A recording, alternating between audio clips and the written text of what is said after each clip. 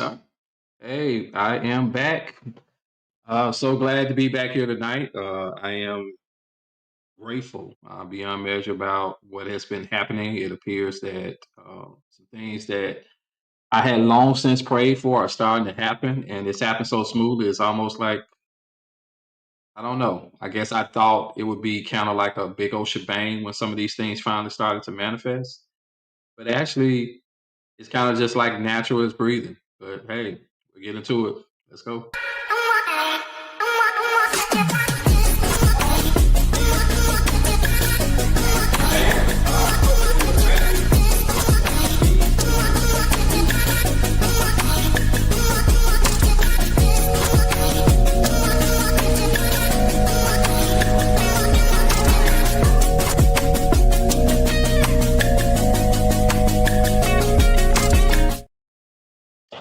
I hope your day has been really good. I hope that you've had a great week since we last talked and we last had a chance to kind of talk about, um, you know, 7 Degree Agency. I think that's what we talked about last week. But we got a good talk tonight. We're gonna talk about how we are the magnet, the receiver, and the transmitter. And it took me a long time to really believe it, to really believe that I was in such control of my life that I was controlling directly or indirectly or in out of ignorance and sometimes what felt like out of luck or being unlucky, the things that were happening to me. But it all goes back to something that we talked about on last week. When I started to develop the relationship with myself, when I started to realize that the relationship I built with myself was the most important relationship I could have. And we talk about the relationship that we have with God, and we shared a video in the comments about Felicia Rashad saying that it is impossible to believe in God and not believe in you. Because if He dwells within us, if He's omnipresent, then that presence live in us. And it was so profound. And like last week, I did not do give it the justice that it so rightfully deserved. But it is true. It is impossible to believe in God and to not believe in yourself because He believed in you enough to breathe life into you. And we need to honor God that is in us, that presence that's in us. So a lot of great things was happening this week. And like I said, it's been kind of confusing because I don't know if you know what it feels like to have prayed and prayed and prayed for certain things to happen, and then when they finally happen, it happened so smoothly. It just it felt like it kind of felt anticlimactic. But I think the miracle that we are looking for and the miracle that we live in daily, it should be as natural as breathing. But I made it to be some distant thing. I made it to be something that was so far away. And then when I started doing the work, like working on this relationship with myself, it's like I just pulled it in to me like a magnet. And that's kind of like some of the stuff we want to talk about. We want to talk about how we are the magnet. Want to talk about heart and mind coherence. Not sure if you've ever heard the term, but it is the harmony or the disharmony that is in between your heart and in your mind. And when your heart and your mind get on the same page, it starts to operate in a harmonious frequency. And that frequency is also a biomagnetic field when when it's harmonized. When we are out of harmony and it's jagged and our heart and mind are not on the same page, that's when anxiety come in, that's when stress comes in. Uh, that's when we're sending a frequency out into the world that is not in alignment with who we are. When I kept posing the question, when people started talking about what alignment was, I'm like, well, what are we in alignment with? But one of the short answers is when our heart and our mind are on the same page and they're in harmony, then we are in alignment. I want to pull up this quote tonight that has blessed me in a lot of ways. If there is no enemy within, the enemy without can do you no harm. The first person I ever heard say that quote was Les Brown. And when he said it, it struck me. I was probably 19 or 20 when I first heard it. But he said, if there's no enemy within, the enemy without can do you no harm. As I continue to learn to love me, as I continue to learn to cherish me, as I continue to learn to treat me the way I would want others to treat me, one of the greatest fears I've always had is starting to dissipate. And one of the greatest fears we always have is we're afraid we're going to attract the wrong people in our life. And I'm starting to see if you are honoring a relationship with yourself, it is impossible to attract those people. It is impossible to attract people who don't honor you if you honor yourself. It is impossible to remain in relationship with people who don't respect you and you begin to respect yourself. This is that heart and mind coherence. This is creating the relationship with yourself first. I'm gonna bring another point up that I did a lot of. It's self abandonment. It is the act of disconnecting from your own truth, needs, or boundaries in order to gain safety, approval, or belonging.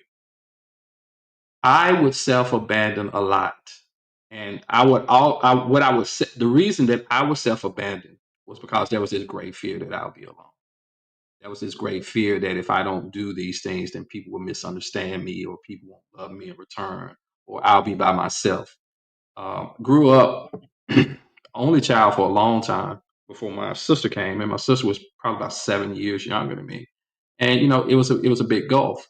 So a lot of my time was alone. So I loved going to school. Going to school is where all my friends were. And I would beg kids to come up to the house because I had one of those strict mothers who wouldn't let me go anywhere. Couldn't go to any of the dances, couldn't go to any of those things. So I was alone a lot. So this fear started to creep up. And I started realizing that I started to fund, I started doing extra, I started going overboard in relationships to try to make sure, but did not realize in my efforts to maintain relationships with others, I was breaking relationship with myself. And that's what self-abandonment. I started to neglect me. And in the process of neglecting me, I trained the universe to neglect me. If you want to understand why your relationships are all bad, if they're bad, if you have relationships that are not bad, they're not serving you, I guarantee you, if you go and see how you treat yourself, you have trained them to treat you the way that you treat yourself. And I'm here to tell you tonight, all of that can heal as you start to commit to having a better relationship with you. Now, it may break those relationships, or it may train them how to treat you because you start to set up those boundaries. But the way you treat you is pretty much going to determine how everyone else treats you, how this world treats you, how this universe treats you. It's going to be that. But if you do the work and learn how to love, treat yourself, when let me pull the banner back up. When you get to the point that there's no enemy within you, the enemy outside can do you no harm.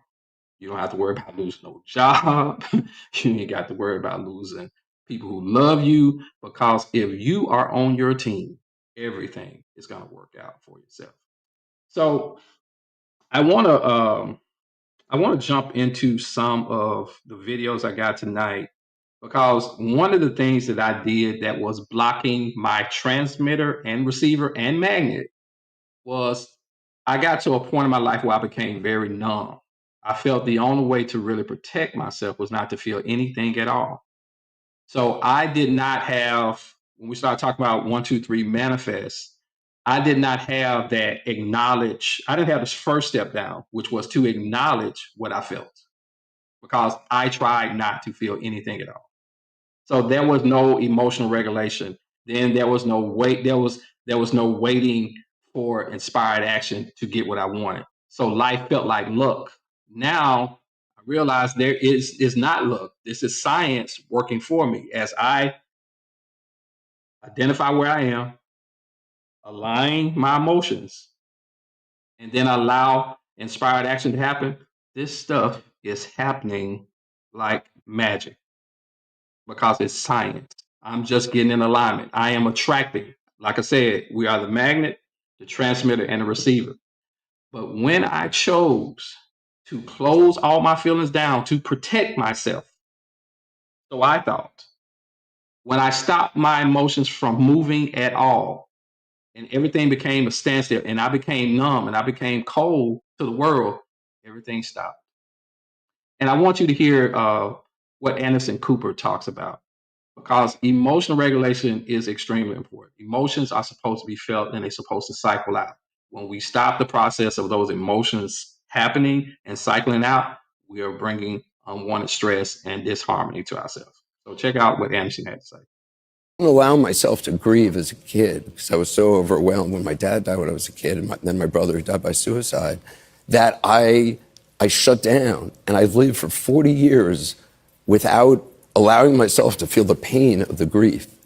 But the irony is, by not allowing myself to, and you taught me this, by not allowing myself to feel the pain of it, I also didn't allow myself ever to feel joy, true joy, because you can't have one without the other.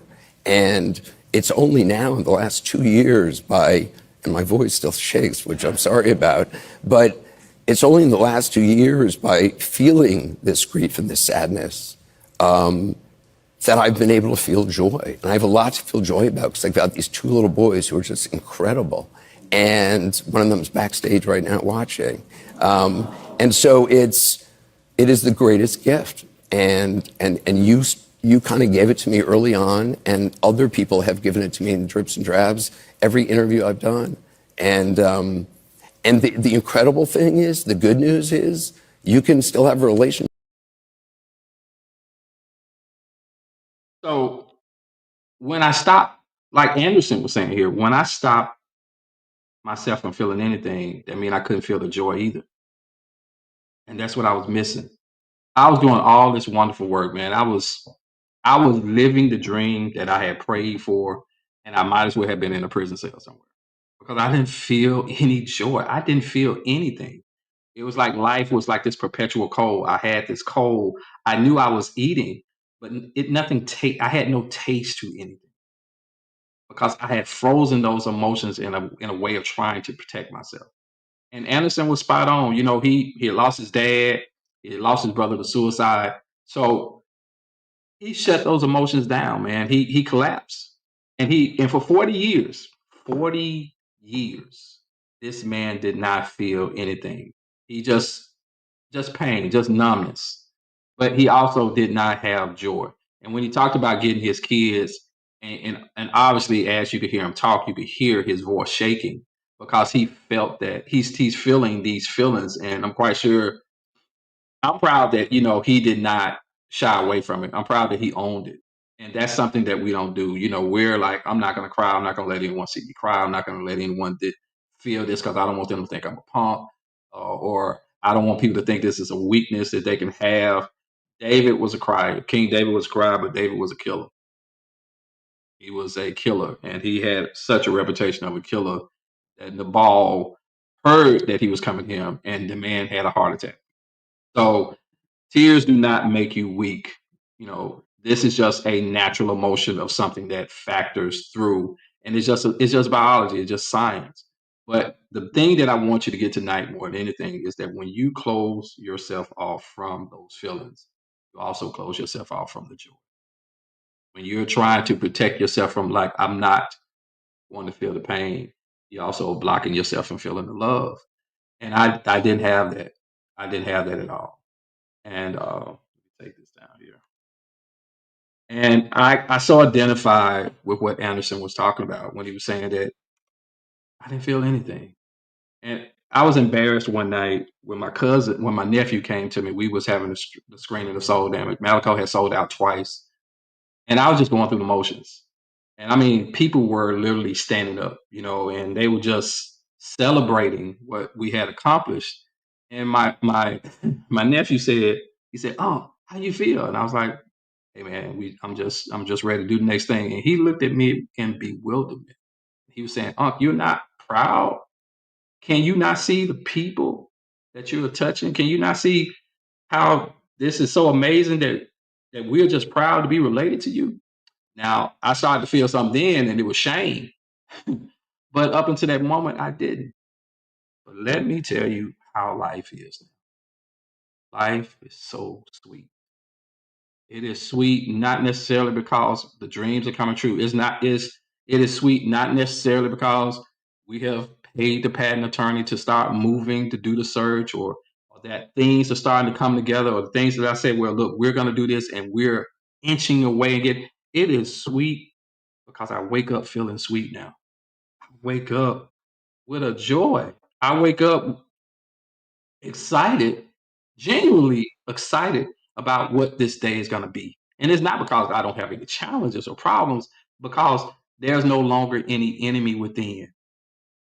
So once I am getting rid of that enemy, the transmissions, the energy that I'm putting out in the universe is now coming back to me. I used to not be that person that people spoke to. I used to be that person people would kind of look and go on, and I wouldn't make eye contact, I'll move on. But I am so getting stopped by strangers now, and they just want to have a conversation. And that used to really irritate me because I didn't want to do that. But now I find myself having such pleasant conversations with people, such pleasant conversations with strangers, such pleasant interactions with everything that I do. And it's beautiful. I mean, I don't have as many people per se in my inner circle as much, and I think that's a transition within itself.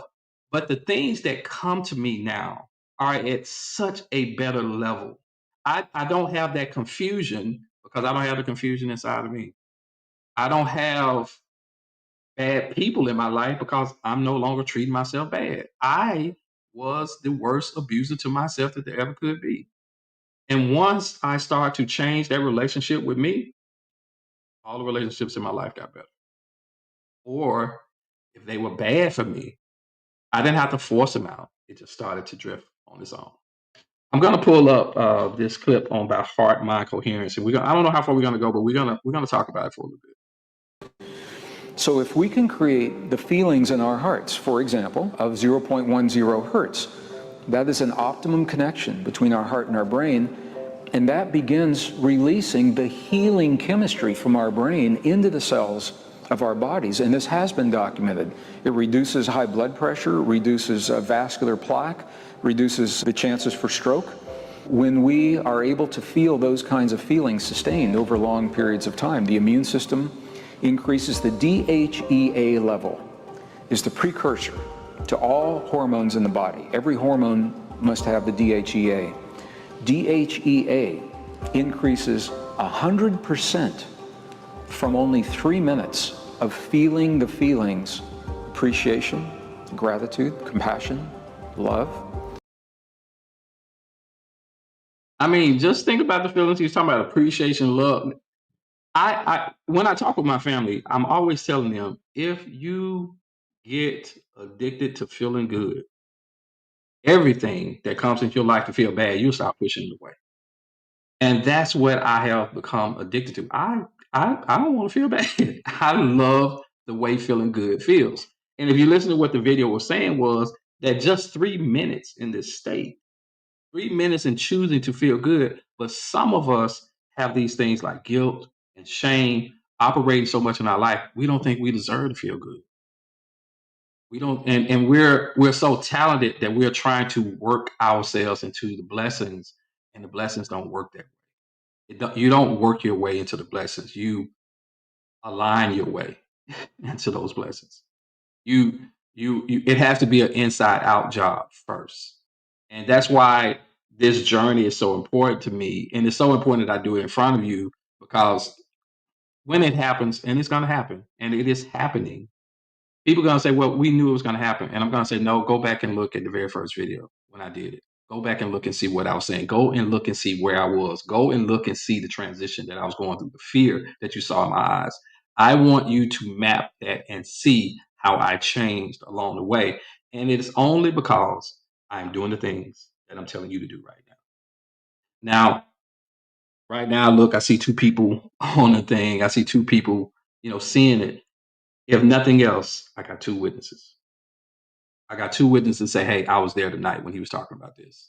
Or I watched a couple of these episodes and I knew this was not happening.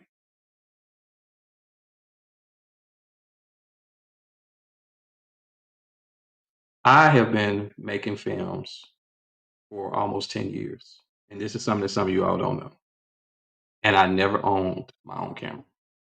Never. I never owned my own cinematic camera. We would have to borrow cameras, we would have to rent cameras. And I remember telling someone, because they thought I could just come and film something. I said, I don't own a camera. And they got upset with me. They were like, how in the world are you gonna lie to me? And I've seen all this work that you're doing. I did not say I wasn't highly blessed and favored. Didn't say that. What I said was I did not own a camera. Phil and I have been making a promise with Phil for almost 10 years. I said, man, we're gonna get our own equipment. We're gonna get our own stuff, and we're gonna not have to beg. We're not gonna have to do stuff we want. And and I'm grateful that he's been along in the journey with me. But what I can say here is that now we have our own equipment that's being shipped right now. And I thought I would feel a certain way, and this is what I was talking about. But this feels natural. And it didn't happen because I just got rich all of a sudden.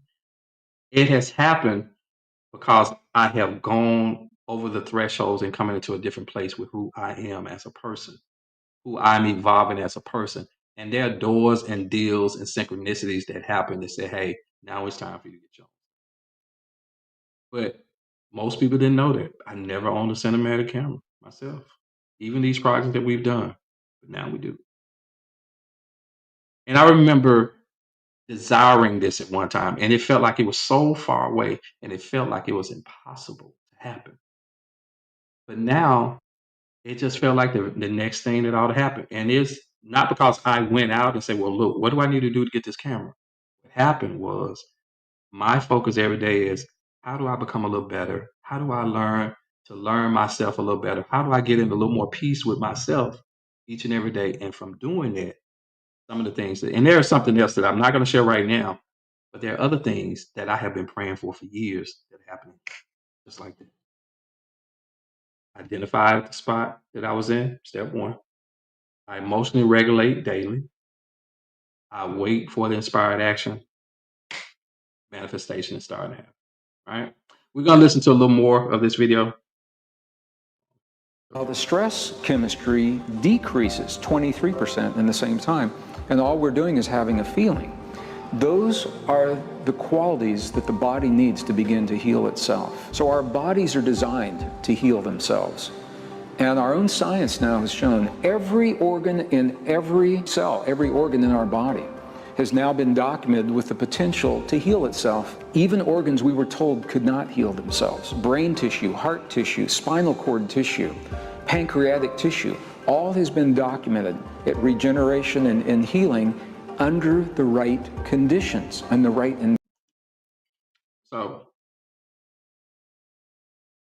So he's talking about how regulating these emotions now pull you not out of sympathetic nervous system, but also allows the body to begin to heal itself. I'm going to mess you up. I'm going to bring a little scripture into this. The scripture says, if you should confess with your mouth and believe with your heart and mind coherence, you should be what? Saved. Right? It's all about heart and mind coherence. The science, for those of you who may want to Google this, go Google heart mapping.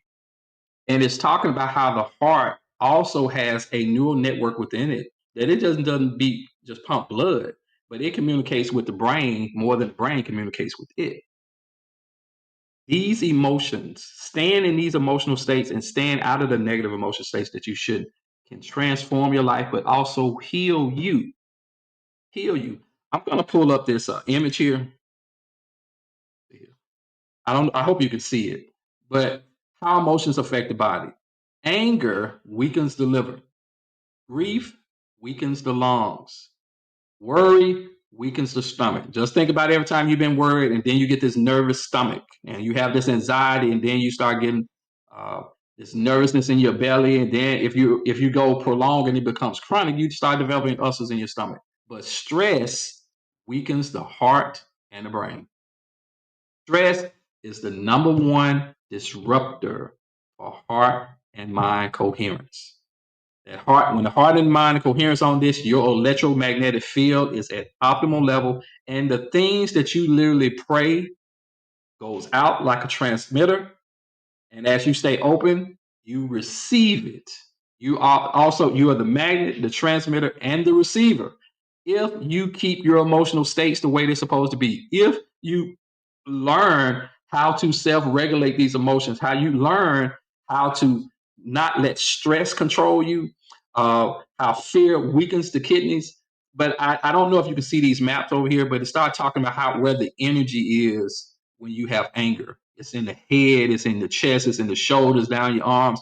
And I've known anger very well. And you feel that anger, and it's like a heat, and it's in those areas. How fear is in the chest, how disgust is like in the throat and in the chest and in the stomach, how happiness illuminates the whole body. Um, how these different emotions, if you start thinking about the emotions that you have, they show up in very specific places in the body consistently. But when we let these emotions sit in us and we know that they're the wrong emotions to have and we don't regulate, it's like putting poison in our body. Your body is now creating bad chemistry, and this leads to sickness and disease. This leads to putting the wrong energy out here. It leads to attracting the wrong people. It leads to making the wrong decisions because now this chemistry, this harmony inside of you takes your prefrontal cortex offline, so your executive functions are not acting well. You can't think straight. You start making bad decisions. But it's because you're not in harmony. There's an enemy that is living on the inside of you, and you need to quell that enemy and start to realize it is only when you create the right relationship with yourself. And a lot of us got what we think is a good relationship with Jesus, but we don't have a good relationship with ourselves, which is a contradiction in terms because he's came and made his abode with us. He lives and abides in us for those of us who believe, but we're abusing ourselves. We're neglecting ourselves. We're self-sabotaging ourselves, which is a contradiction if we really believe. All right. So I want to get a little bit back to that before we run out of time about him talking about how the body heals itself. And I listen, don't take my word for it. Go study the science on it. So the thinking of science is that the environment must come from a pill or a machine. Our most cherished traditions always told us that we had the ability to do this for ourselves, but science didn't really understand that. And now science is beginning to validate that we may create within our own bodies through the power of emotion, heart-based emotion, the very experiences that begin healing the human body. When our body has an illness or a disease, we lose the faith in our body. We lose trust. And we must work to overcome that. And I think it's the greatest lesson for any of us to learn, because once we discover that we have that ability, we feel differently about life and our friends and our families, and we feel differently about our relationship to the world. So I can look at you and say, what I did was all the things that I learned to do to create the coherence, the heart-brain coherence, to heal the anger, to heal the hurt, heal the frustration, create the coherence between my heart and my brain to the best of my ability throughout the day. I did it as many times as I could. And I cannot say that is the only reason. As a scientist, I have to say I think it was a factor in the healing that I experienced. What I liked about this, and we're going to come in for a landing for this, he said, I did it as much as I needed to do it during the course of the day. And what I've seen, particularly when I talk to my family, it's like they tried once and then they want to stop. They be like, "Oh, I tried it." No, you didn't stop breathing. You don't stop breathing because what has to happen? Your body has been used to being at this level for so long that you got to keep doing it as many times as it needs, so the body can say, "Oh, you want to move? You want to go here?" So you have to keep manually doing it until the body catches on to say, hey, oh, we're going to change because we see that you're consistently doing it. You do it as much as you need to do it. You breathe and ground as much as you need to do it. You stop and go through step 1, 2, 3 as many times as you need to before the manifestation comes. This has to become a way of life. And the more and more you practice it, the more and more your body will get used to it and it will start to make those shifts. All right. So don't know if you have any questions. Just want to give you a few minutes. If you do, if not, that is fine. I feel like I've said what I needed to say tonight. You are the magnet, you are the transmitter and the receiver. If you are not getting the type of results that you want externally, take a look and see what the relationship you have with yourself is internally. How do you really feel about yourself? Do you really believe that you deserve these things? And it's okay if the answers come out that I don't feel good about myself and I don't think I deserve it. Okay, that's where you are. Don't judge yourself. Try to go for the next best thing. It is impossible to jump from depression to joy and stay there constantly. But what you can do is say, you know something? I know I'm in depression. My goal right now is to get to contentment. If I can get to contentment and maintain contentment, once I get to contentment, then I'm gonna try to get to I smiled a few times. You got to make small incremental goals and keep working this because you want this to be long lasting. There's a scripture in the Bible that said, let every man work out his own soul salvation with fear and trembling.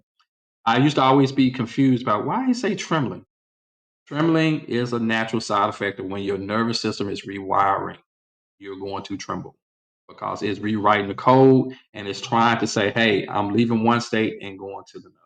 So, thank you all so much for your time tonight. I hope you got something. And look, I'm rooting for you. Like I said, we're about to create a platform.